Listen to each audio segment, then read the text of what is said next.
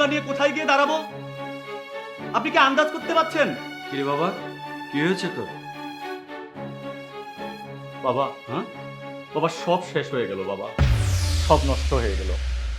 আমি পারলাম না বাবা।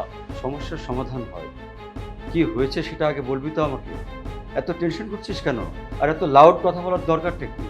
এভাবে তো সমাধান হয় না বাবা। বাবা বিজনেসে লস যাচ্ছিল বাবা। রিকভারির জন্য আমাদের এই বাড়ি এবং ফ্যাক্টরি মর্গেজ রেখেছিলাম। কি বলছিস তুই?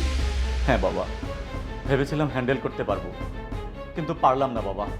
আমার পার্টনার আমাকে ব্লাফ দিল বাবা।